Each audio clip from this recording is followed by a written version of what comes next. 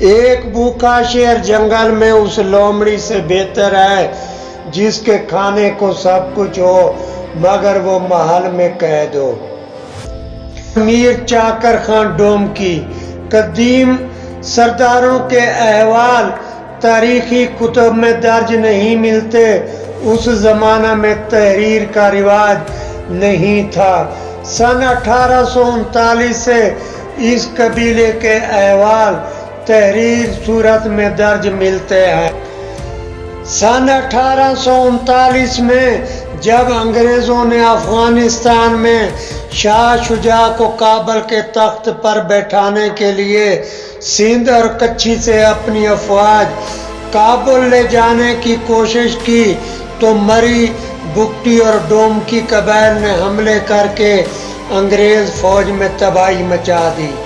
मजबूर होकर अंग्रेज महफूज राहदारी के लिए खान कलात के दरबार जा पहुंचा। इन कबाइल से हार कर अंग्रेज ने 29 जनवरी सन 1839 में अंग्रेजी लश्कर ने सिंध का रास्ता अख्तियार किया। पहले इन्होंने सिंध बखर का किला फतह किया और शिकारपुर जा पहुंचे। 23 फरवरी को आंधी की तरह रवाना हुए 146 मील का फासला तय करके ढाढर पहुंचे। ये तमाम दुश्वार गुजार रास्ता अंग्रेजों ने 16 मंजिलों में तय करके 10 मार्च को ये लश्कर ढाढर पहुंचा। इन 2 माह में बलोच कबाइल ने अंग्रेज लश्कर पर इतने हमले किए कि हर तरफ हादे निगाह अंग्रेज लश्कर के मरे हुए जानवर और घोड़े पड़े थे। डोम की कबीला की बुगटी और मरी कबीला से अक्सर अनबन रही मगर डोम की कबीला ने कामयाबी से इनका मुकाबला किया। जब अंग्रेज सिंध पर कब्जा किया तो डोम की कबीला ने इनका डट कर मुकाबला किया और अंग्रेज के छक्के छुड़वा दिए। अंग्रेजों ने मीर बजार खां डोमकी को वसी जगीर और नवाब के खिताब की ऑफर की तो मीर बजार खां डोमकी ने अंग्रेजों को जवाब दिया, जंगल में एक भूखा शेर उस लोमड़ी से बेहतर है जिसके पास खाने को सब कुछ हो मगर वो महल में कैद हो। मीर बजार खान का एक कौल मशहूर है, आप कहा करते आलिम का कलम हर वक्त स्याही में तर रहता है और सिपाही की तलवार हर वक्त खून में तर रहती है।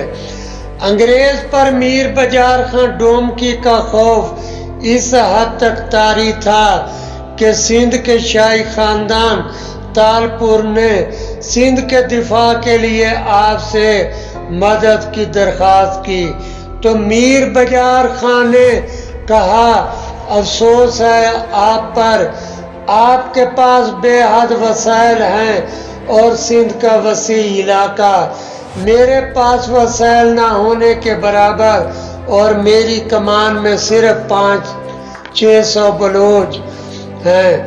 उसके बावजूद मैं डट कर अंग्रेज का मुकाबला कर रहा हूँ। मीर बजार खान ने कहा, अगर आपके वसाइल और नफरी मेरे पास होती तो मैं अंग्रेजों का नाम और निशान मिटा कर रख देता। इसकी नस्लें कभी इसको फरामोश न कर पाती। जब अंग्रेज ने देखा कि मीर बजार खान डोमकी को मैदान जंग में शिकस्त देना मुमकिन नहीं तो उसने अपनी मकारी की चाल चली।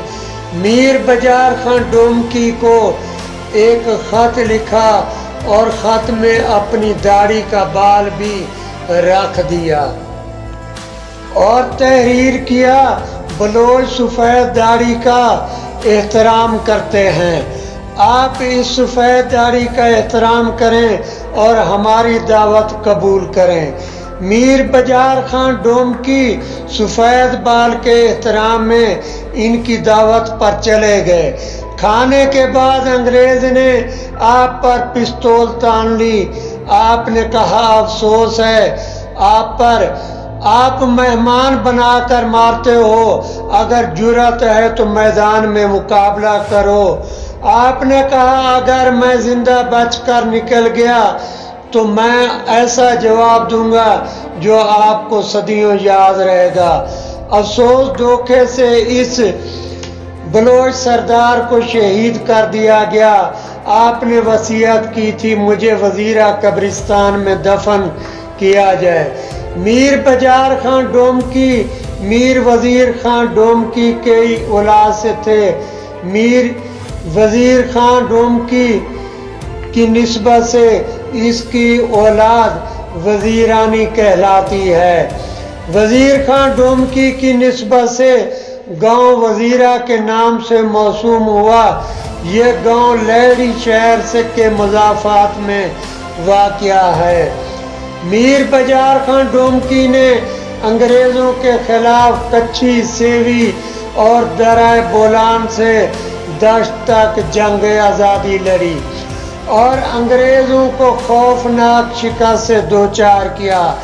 یہ اس دور کی بات ہے جب تلوار کی جنگ کو بہت اہمیت حاصل تھی. تلوار کے جوہر ہر ایک کے بس کی بات نہ تھی. دوستو ہم آگے کے احوال پارٹ 2 میں بیان کریں گے.